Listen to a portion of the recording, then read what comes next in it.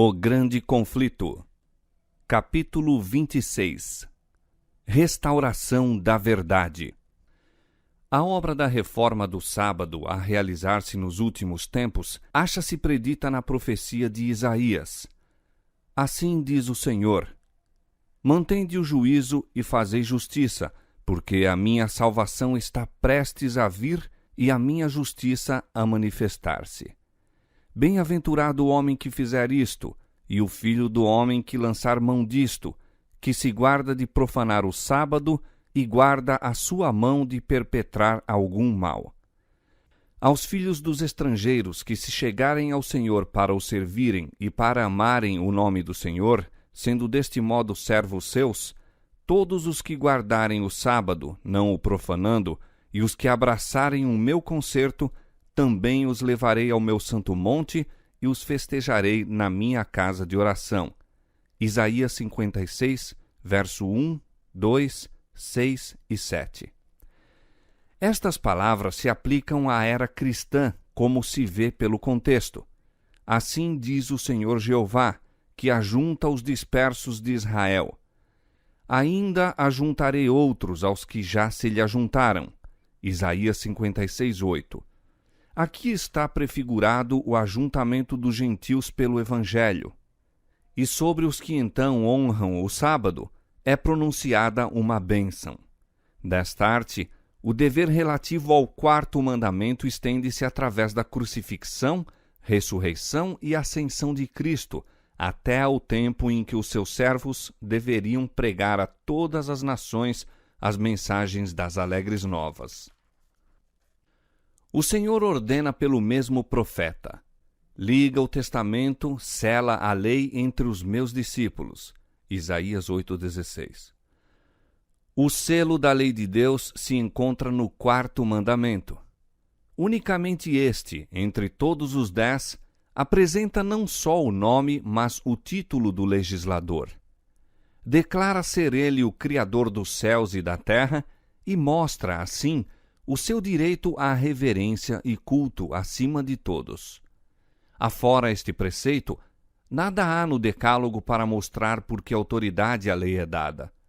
Quando o sábado foi mudado pelo poder papal, o selo foi tirado da lei. Os discípulos de Jesus são chamados para que o restabeleçam, exaltando o sábado do quarto mandamento à sua devida posição como monumento do Criador e sinal de sua autoridade. A lei e ao testemunho. Ao mesmo tempo em que são abundantes as doutrinas e teorias contraditórias entre si, a lei de Deus é a única regra infalível pela qual todas as opiniões, doutrinas e teorias devem ser provadas. Diz o profeta: se eles não falarem segundo esta palavra, nunca verão a alva. Isaías 8, 20. De novo é dada a ordem: clama em alta voz, não te detenhas, levanta a tua voz como a trombeta e anuncia a meu povo a sua transgressão e à casa de Jacó os seus pecados. Não é o mundo ímpio, mas são aqueles a quem o Senhor designa como meu povo, os que devem ser reprovados por suas transgressões. Declara ele ainda: todavia, me procuram cada dia, tomam prazer em saber os meus caminhos, como um povo que pratica a justiça e não deixa a ordenança do seu Deus. Isaías 58, 1 e 2. Aqui se faz referência a uma classe que se julga justa, que parece manifestar grande interesse no serviço de Deus, mas a repreensão severa e solene daquele que examina os corações prova que se acham a calcar a pés os preceitos divinos.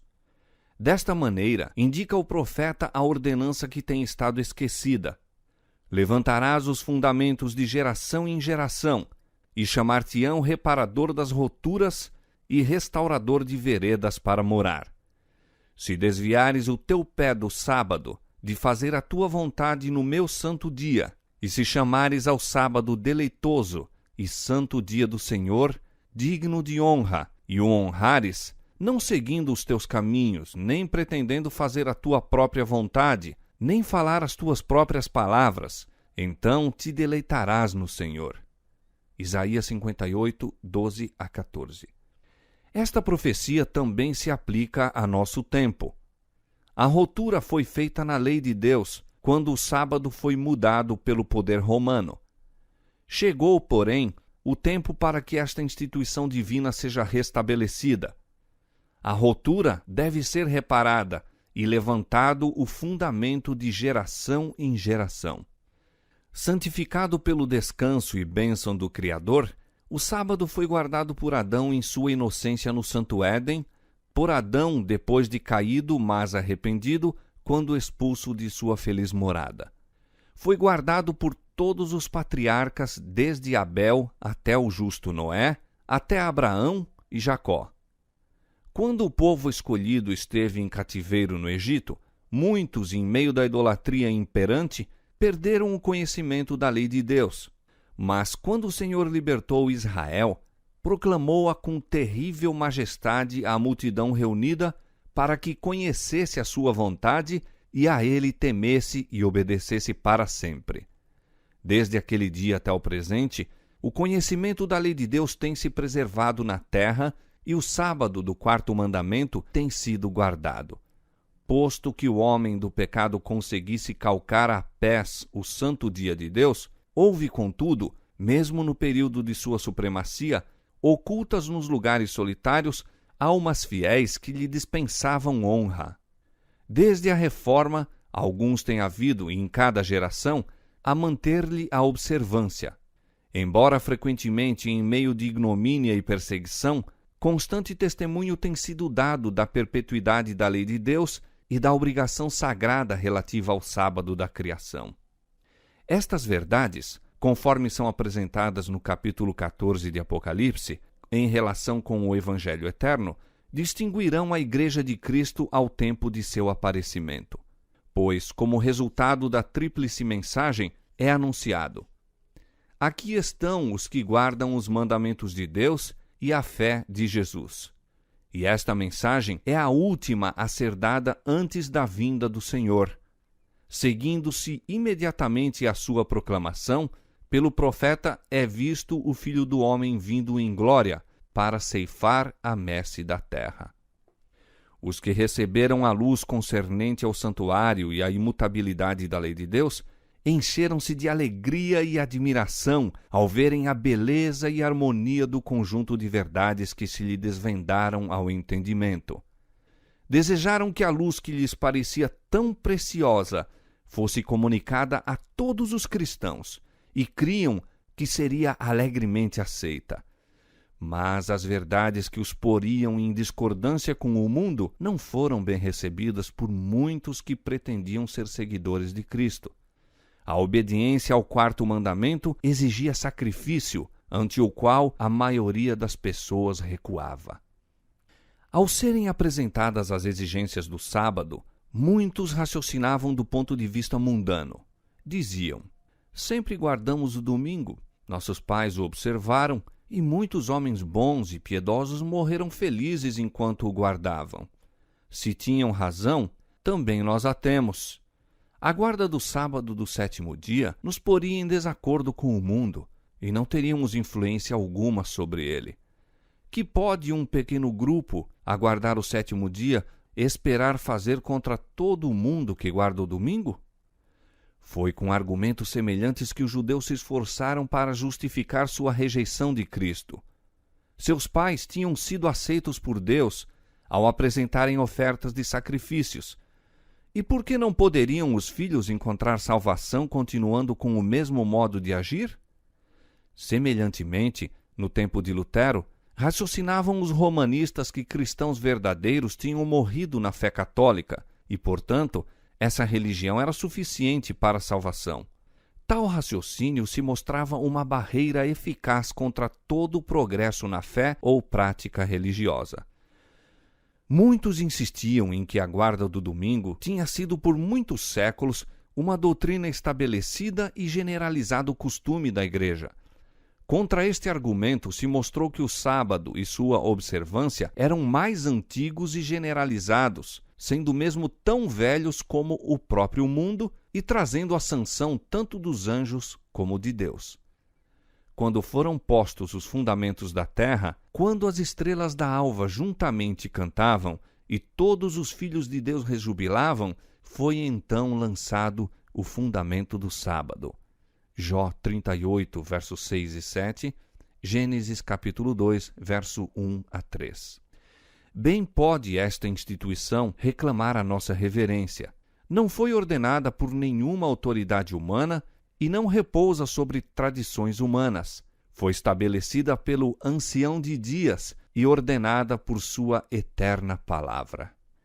Ao ser a atenção do povo chamada para o assunto da reforma do sábado, ministros populares perverteram a palavra de Deus, interpretando-a de modo a melhor tranquilizar os espíritos inquiridores. E os que não investigavam por si mesmos as Escrituras, contentavam-se com aceitar conclusões que se achavam de acordo com seus desejos. Por meio de argumentos, sofismas, tradições dos pais da Igreja e autoridades eclesiásticas, muitos se esforçaram para subverter a verdade. Os defensores desta foram compelidos à Sagrada Escritura para defender a validade do quarto mandamento. Homens humildes, armados unicamente com a palavra da verdade, resistiram aos ataques de homens de saber que, com surpresa e ira, perceberam a inanidade de seus eloquentes sofismas contra o raciocínio simples, direto, daqueles que eram versados nas Escrituras ao invés de sê-lo nas sutilezas filosóficas. Na ausência de testemunho das Escrituras Sagradas a seu favor, muitos, esquecendo-se de como o mesmo raciocínio fora empregado contra Cristo e seus apóstolos, insistiam com incansável persistência. Por que não compreendem os nossos grandes homens esta questão do sábado? Poucos apenas creem como nós. Não pode ser que estejais certos e que todos os homens de saber no mundo se achem em erro. Para refutar esses argumentos, era o bastante citar os ensinos das Escrituras e a história do trato do Senhor para com o seu povo em todos os tempos. Deus opera por intermédio dos que ouvem a sua voz e lhe obedecem, e que, sendo necessário, falam verdades desagradáveis e não temem reprovar pecados populares. A razão por que ele não escolhe mais vezes homens de saber e alta posição para dirigir os movimentos da reforma é o confiar em eles em seus credos, teorias e sistemas teológicos, e não sentirem a necessidade de serem ensinados por Deus. Unicamente os que têm ligação pessoal com a fonte da sabedoria são capazes de compreender ou explicar as Escrituras. Homens que têm pouca instrução colegial são por vezes chamados para anunciar a verdade, não porque sejam ignorantes, mas porque não são demasiado pretensiosos para ser por Deus ensinados. Aprendem na escola de Cristo, e sua humildade e obediência os torna grandes. Confiando-lhes o conhecimento de sua verdade, Deus lhes confere uma honra, em comparação com a qual as honras terrestres e a grandeza humana se reduzem à insignificância. A maioria dos adventistas rejeitaram as verdades atinentes ao santuário e à lei de Deus. Muitos também renunciaram à fé no movimento adventista, adotando ideias errôneas e contraditórias acerca das profecias que se aplicavam àquela obra. Alguns foram levados ao erro de fixar repetidas vezes um tempo definido para a vinda de Cristo. A luz que então brilhava do assunto do santuário ter-lhes-ia mostrado que nenhum período profético se estende até ao segundo advento, que o tempo exato para esta ocorrência não está predito. Mas, desviando-se da luz, continuaram a marcar repetidamente o tempo da vinda do Senhor, e outras tantas vezes foram desapontados.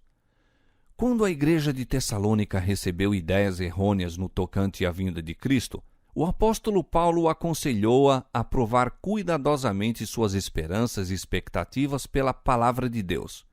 Citou-lhes profecias que revelavam acontecimentos a ocorrerem antes que Cristo viesse e mostrou-lhes que não tinham base para o esperarem em sua época. Ninguém de maneira alguma vos engane, são suas palavras de aviso. 2 Tessalonicenses capítulo 2, verso 3. Se acariciassem expectativas destituídas da sanção das Escrituras, seriam levados a um modo errado de se conduzirem. O desapontamento os exporia à mofa dos incrédulos e correriam perigo de se entregar ao desânimo, sendo tentados a duvidar das verdades essenciais à salvação.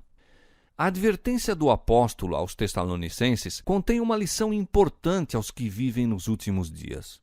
Muitos adventistas têm julgado que, ao menos que pudessem fixar a fé em um tempo definido para a vinda do Senhor, não poderiam ser zelosos e diligentes na obra de preparo.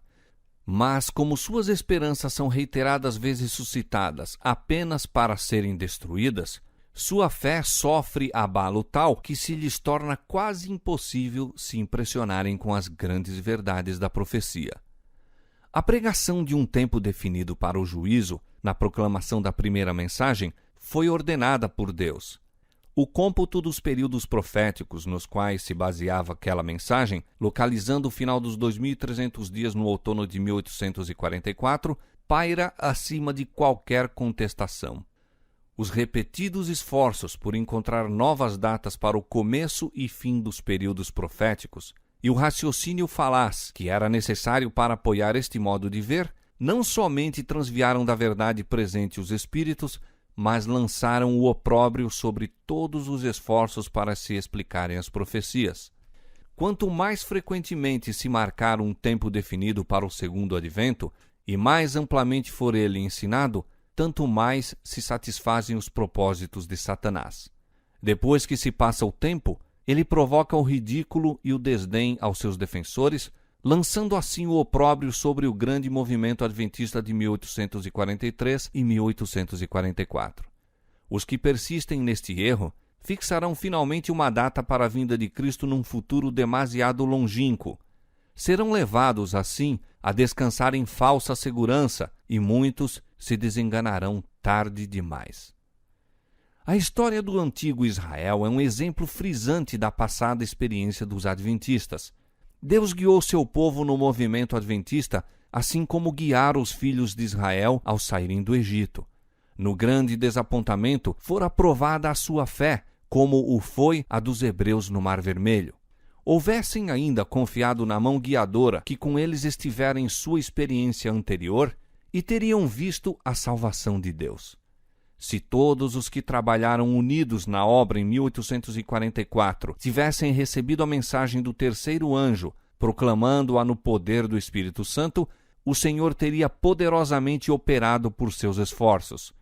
Caudais de luz ter-se-iam derramado sobre o mundo.